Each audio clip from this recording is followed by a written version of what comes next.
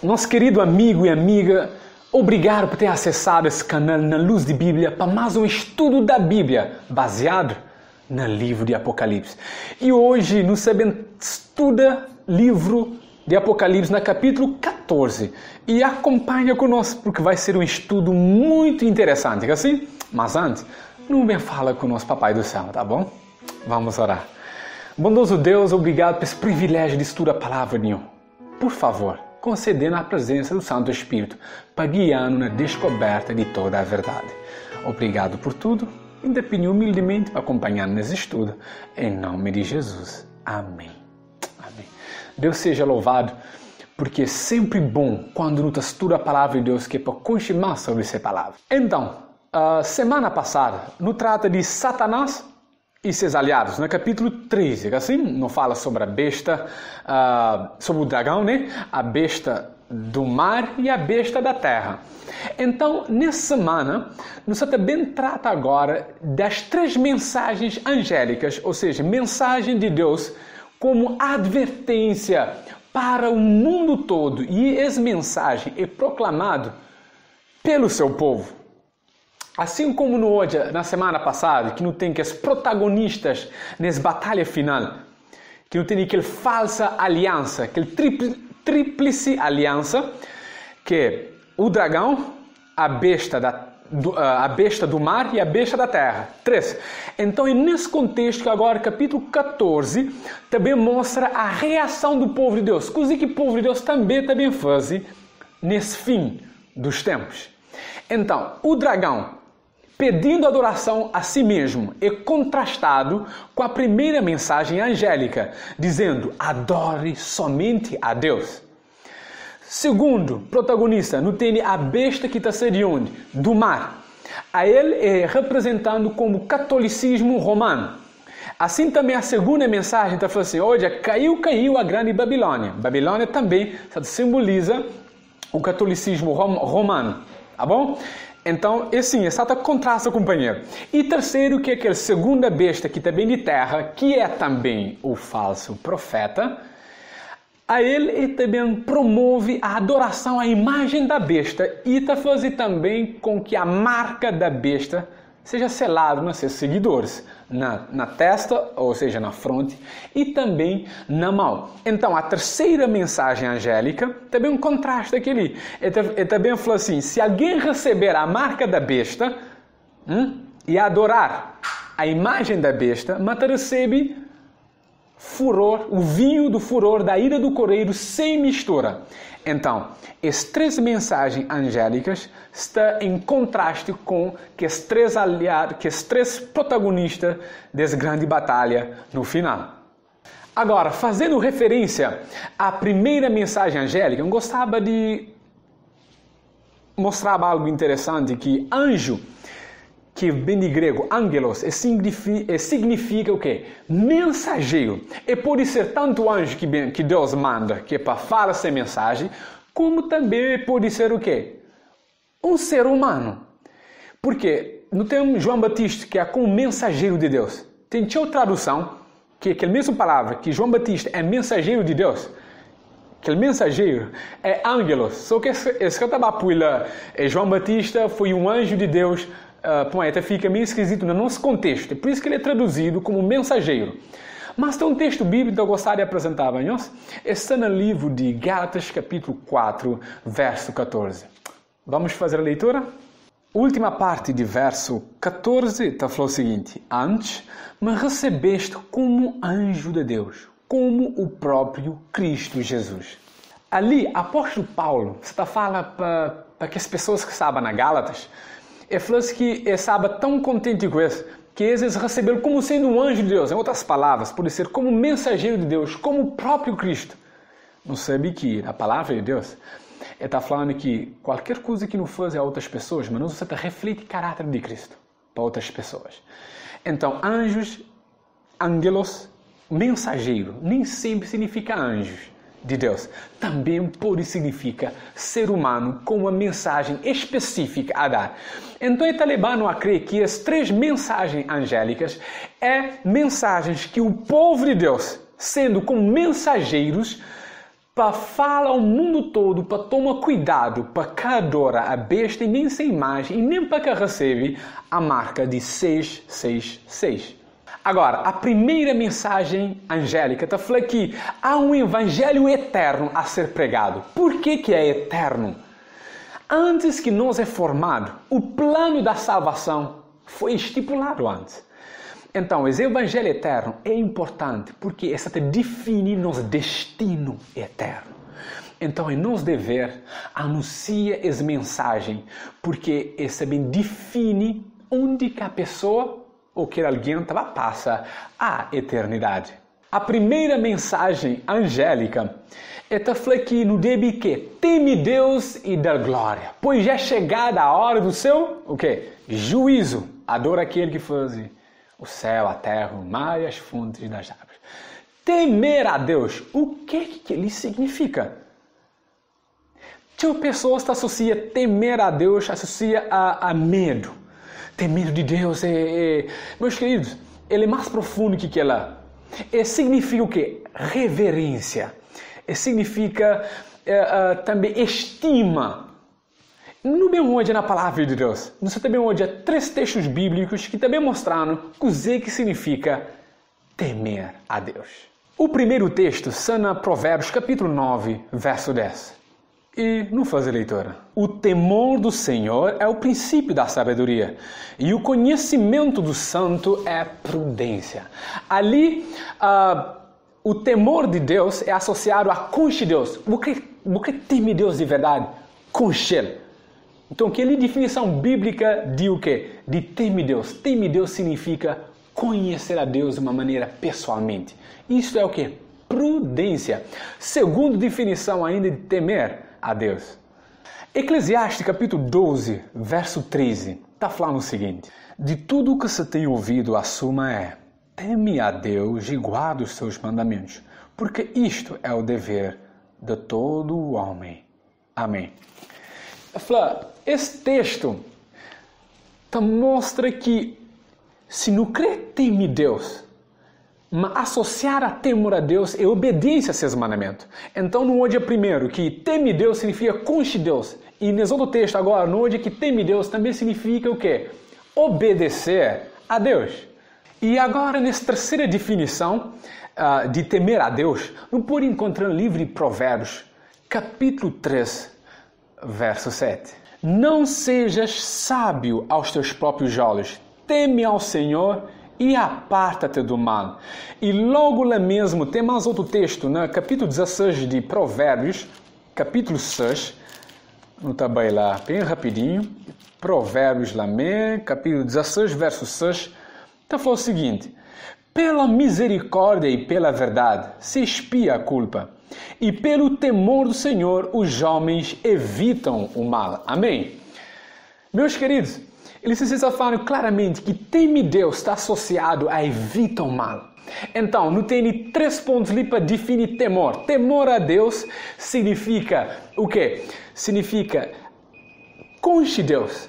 Segundo, significa obedece a Deus. E terceiro, evita o mal. Então, o temor a Deus, meus queridos, é assim: é conhecer Deus primeiramente, de todo o nosso coração, de todo o nosso alma. Segundo, obedece a Deus. O que está falando? Claro que essa é a advertência.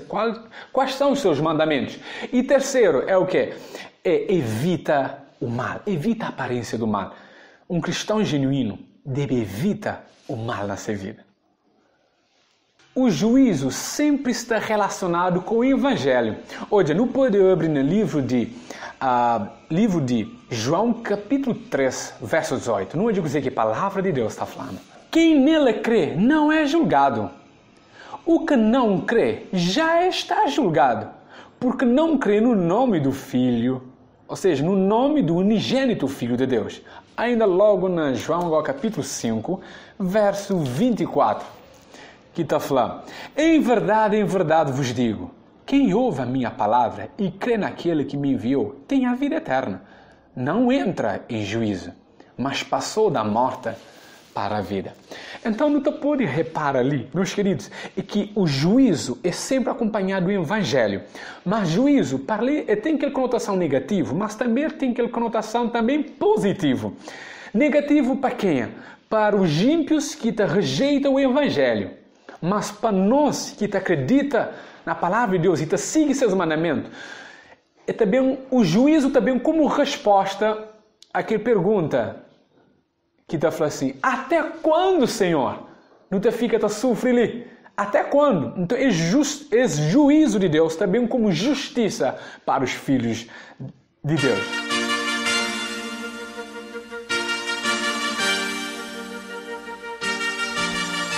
Ainda no hoje, aqui nessa primeira mensagem, está falando que o Criador é Deus que fez o céu, a terra e o mar. Não é de um pouco mais atrás, a semana passada, não fale que as atividades da besta. E atividades da besta que vem de mar, está hoje diretamente contra a primeira tábua de mandamentos de Deus. Não onde? O primeiro mandamento está falando o quê? Para nunca tem outros deuses diante de nós Deus, que é o Deus maior. Então, o dragão recebe adoração para ele mesmo. Tipo assim, ó, um outro Deus, tá bom? E as bestas concedem dragão esse. Ou seja, o dragão dá para a besta esse poder de tenta usurpar o trono de Deus. Segundo mandamento, proíbe o quê? A idolatria. E as bestas, ou seja, a segunda besta, que também de terra, faz o quê? Ela cria uma imagem à primeira besta, em honra à primeira besta. Então, ele ataca o segundo mandamento. Terceiro mandamento, fala assim: não tomarás o nome do Senhor teu Deus em vão. E que a besta está falando no capítulo 13, que na sua cabeça também nomes de blasfêmia. E Daniel capítulo 7 está falando que profere palavras contra o Altíssimo. Tá bom? E quarto mandamento é o quê? O sábado como sendo o selo de Deus, dando o nome, a jurisdição, certo? E interessante para notar que essa segunda besta que está bem de terra, apresenta um marca falso, que é a marca ou o selo da besta, que é 6, significando que o homem procurando a sua própria glória e evitando, ou seja, que entra no descanso de Deus, que é o sétimo dia. A segunda mensagem angélica, que é importante para o nosso tempo, está falando no capítulo 14. Está falando que caiu a grande Babilônia, que tem dado de beber o quê? Ser vinho de prostituição para todos os povos, né? Caiu a Babilônia. A Babilônia, no Antigo Testamento, do famoso Nabucodonosor, que no capítulo 4 de Daniel, flama quando essa passeava no corredor ou na varanda de seu palácio, e fala que ali é Babilônia que tem construído. E mostra o quê? Orgulho, vaidade e arrogância, que as três coisas ali.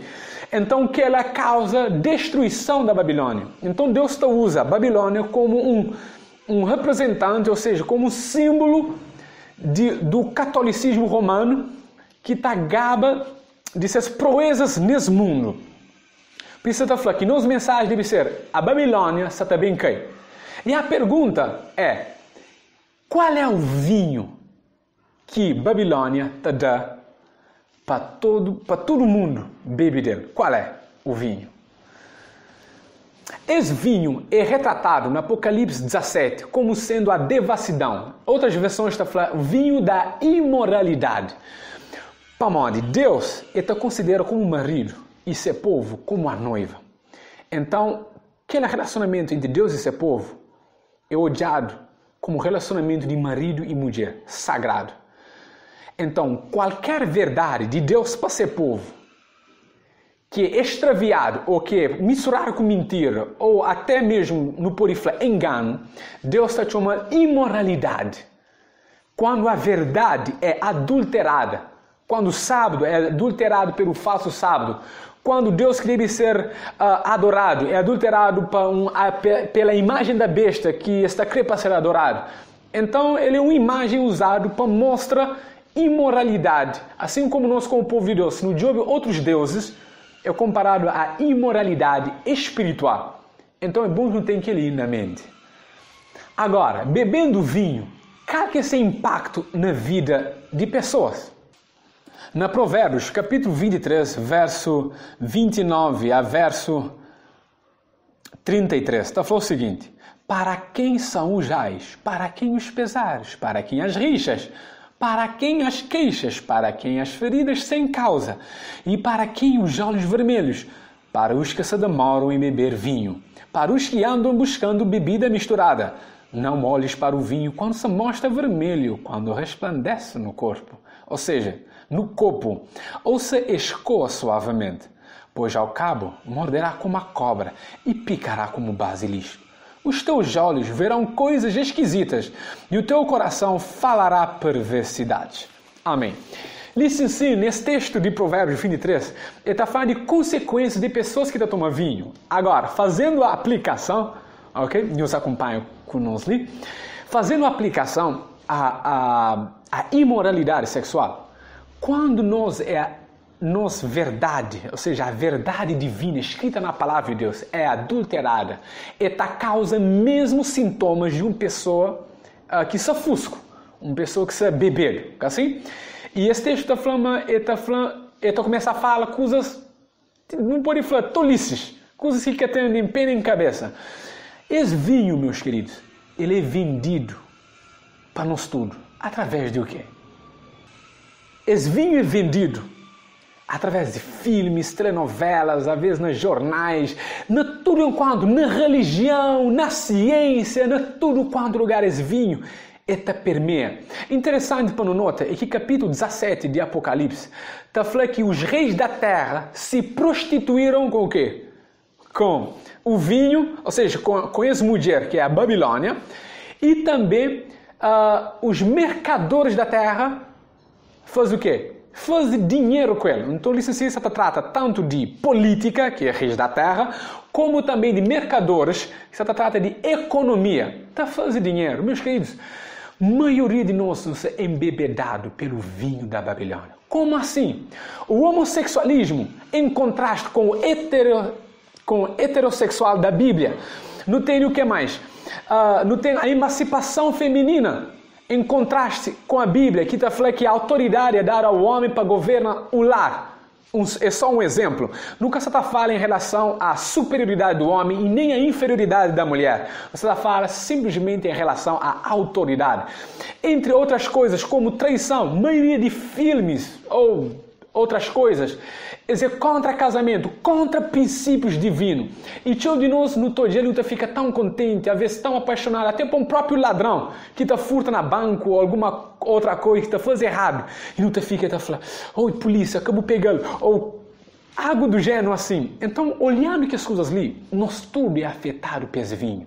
É por isso que a mensagem de Deus está falando assim, sai dela, povo meu. Essa é a mensagem.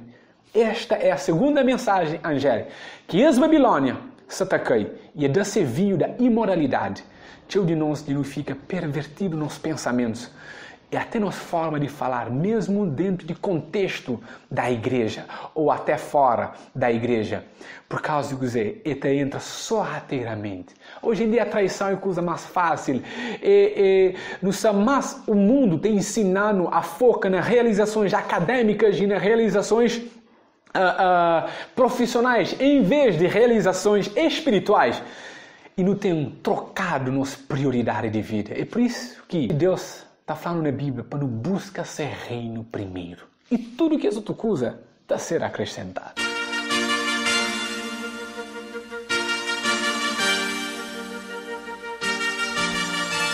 A terceira mensagem angélica também falou o seguinte, ele está falando, olha, quem é que recebe, ou seja, quem é que adora a besta e a sua imagem e recebe seu quê? Sem marca, toma sem mistura o vinho da cólera ou da ira do Cordeiro de Deus. Toma. Isso significa sem misericórdia. Essa alusão ao vinho pode encontrá-la na Jeremias capítulo 25. Essa mostra simplesmente que quando Deus está mandando uma mensagem de reprovação ou uma mensagem de destruição para outros povos, ele utiliza vinho na taça, que é para mostrar que o povo está a ser destruído.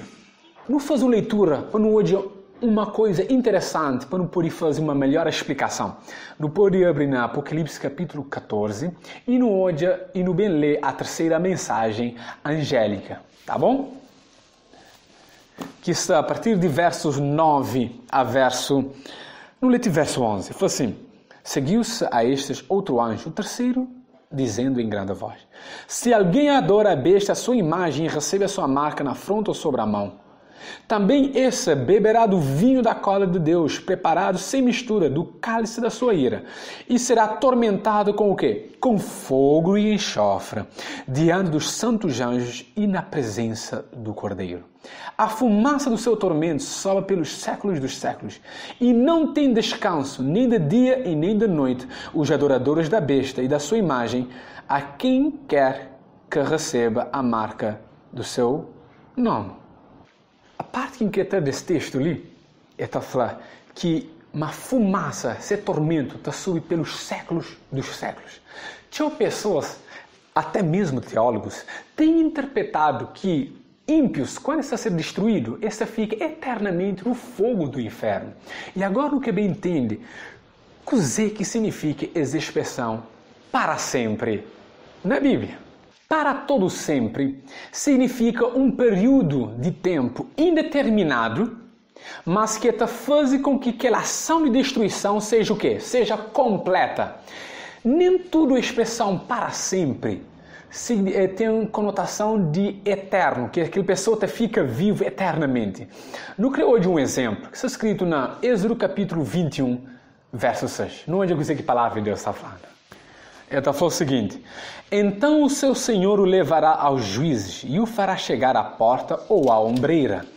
E o seu senhor lhe furará a orelha com uma sovela, e ele o servirá para sempre.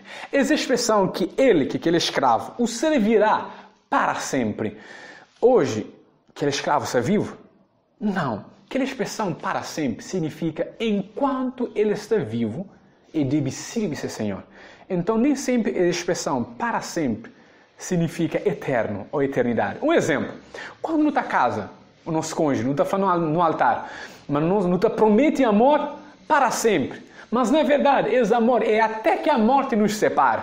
Então, porque quando a segunda vinda de Jesus, as coisas vão ser o quê? Diferentes. Então, para sempre significa enquanto aquela coisa dura. Por exemplo, se empanha um folho de papel e começa a queimar.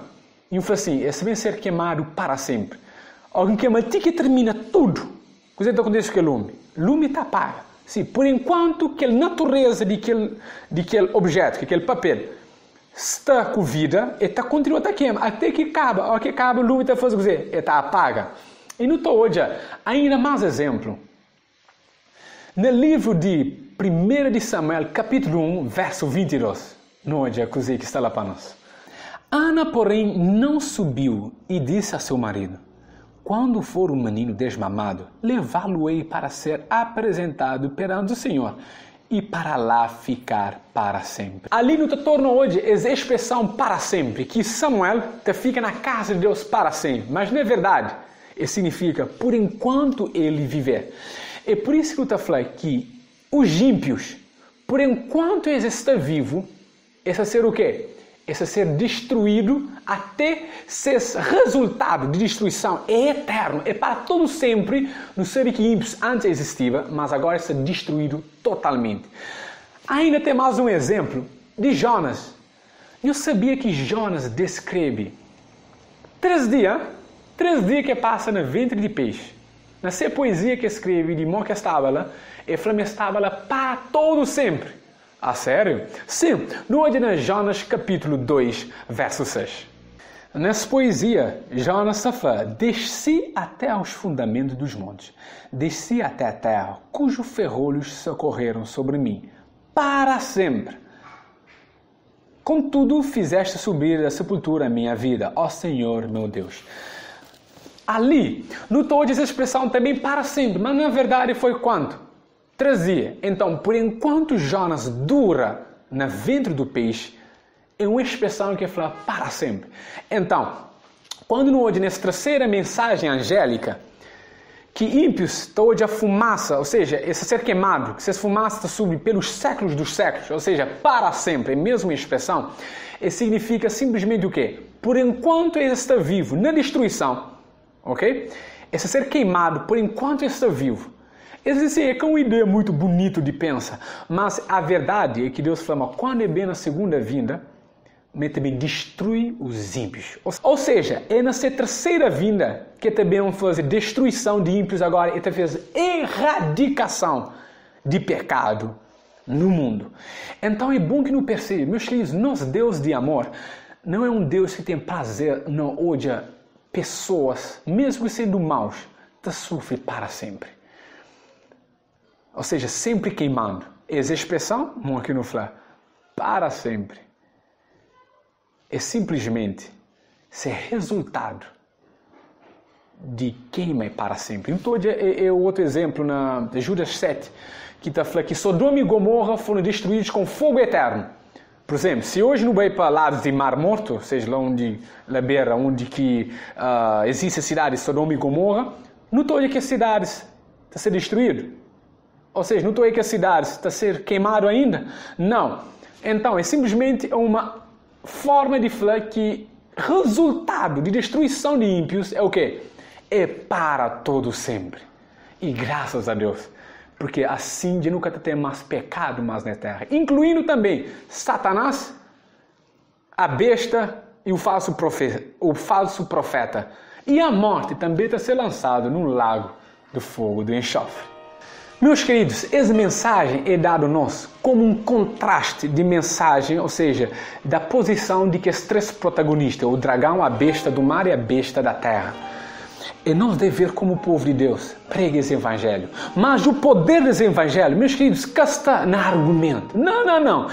Está no poder, esse poder está na convicção do Espírito Santo para comover, para transformar o coração de pessoas. Mas primeiro, não deixa Deus transformar. E nós desejo que esse estudo de Apocalipse 14 levar-nos a ser fiel a chamar nossos parentes, amigos, a sair da Babilônia, a deixar de tomar o vinho da fúria de prostituição da Babilônia e a pasta siga a palavra de Deus de uma maneira tão pura, sincera, certeira e correta. Meus queridos, essa mensagem é urgente. E deve ser pregado, é nosso dever, porque o mundo jaz no maligno. Que Deus pode encher de força, que nos ser pessoas evangélicas, pessoas missionárias, que mesmo sem fala, que nosso comportamento e nossa atitude pode ser um reflexo de caráter de Deus. Que Deus pode abençoar-nos.